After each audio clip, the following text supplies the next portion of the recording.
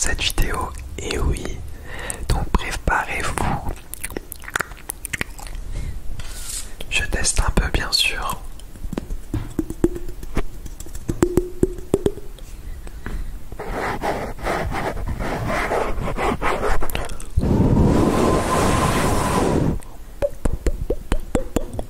C'est trop bizarre. Je vous l'affirme. Aujourd'hui, cette vidéo sera 10 faits sur moi en ASMR. Tout d'abord, je commence par les plus simples, ensuite j'irai un peu crescendo. Premier fait, c'est que je suis lion d'ascendant scorpion. Voilà, vive les lions et vive les scorpions. Je ne critique absolument pas les autres signes astrologiques ou les autres ascendants, mais c'est quand même les meilleurs, c'est eux qui ont le plus de charisme. Oups. Deuxième fait sur moi, j'adore les jeux vidéo. Toutes les personnes qui me connaissent savent que les jeux vidéo c'est ma vie. On peut m'offrir tout, mais on m'offre un jeu vidéo, je suis hyper content, c'est bon. Vous êtes mes meilleurs amis pour toute la vie.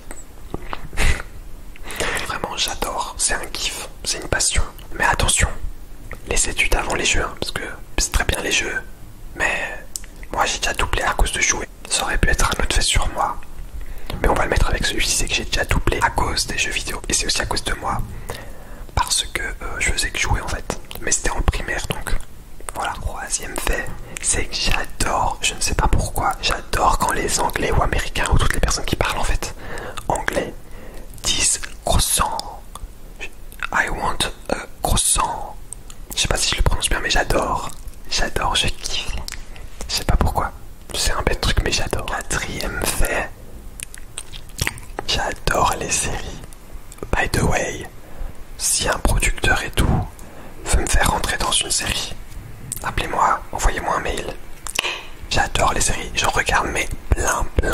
Mes amis sont choqués du nombre de séries que je regarde. Et je peux en regarder 10 en même temps. Je me souviendrai toujours de l'histoire commentée en bas de la vidéo. Ceux qui adorent les séries et ceux qui regardent aussi énormément de séries comme moi. J'ai l'impression d'être le seul de mon entourage. Moi c'est mon frère qui m'a mis dans les séries que je regarde depuis l'âge de 12 ans.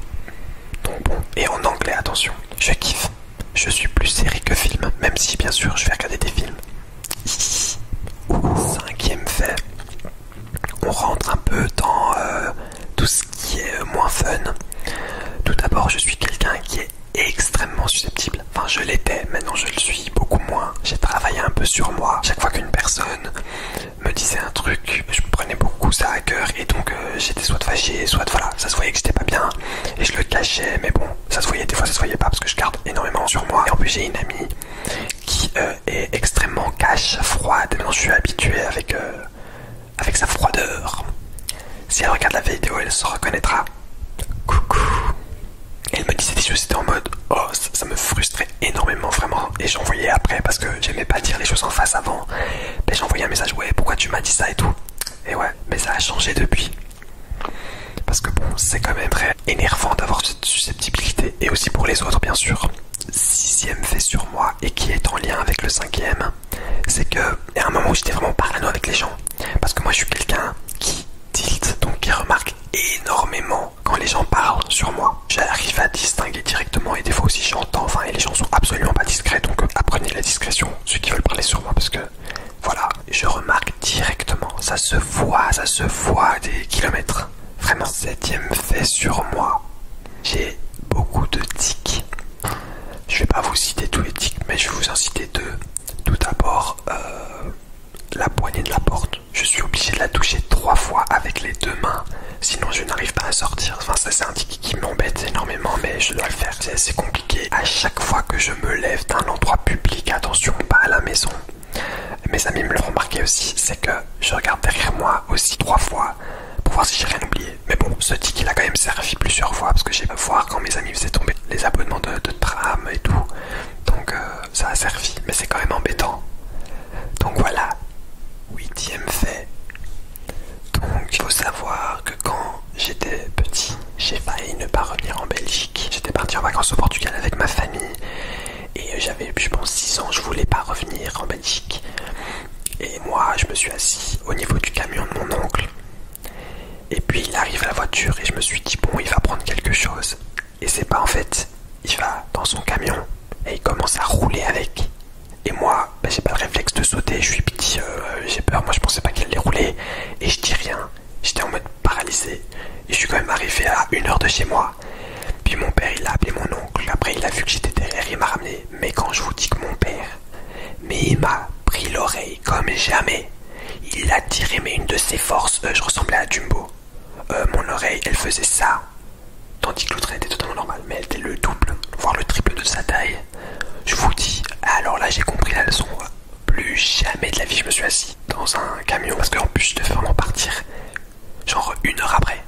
Donc pour vous dire, 9e fait et avant-dernier fait, je sais pas si vous savez ce que c'est un pneumothorax, mais je l'ai eu 3 fois en 7 mois d'écart. Donc un pneumothorax en fait c'est quand des bulles d'air se mettent entre votre cage thoracique et vos poumons. Et donc les bulles d'air s'appellent des bulles d'emphysème. En fait l'air ne rentrait plus dans un de mes poumons, il allait à l'extérieur.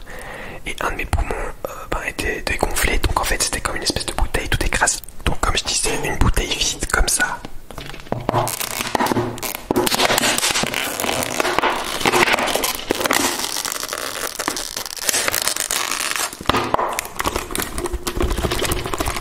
Et donc en fait, mon poumon ressemblait à ça.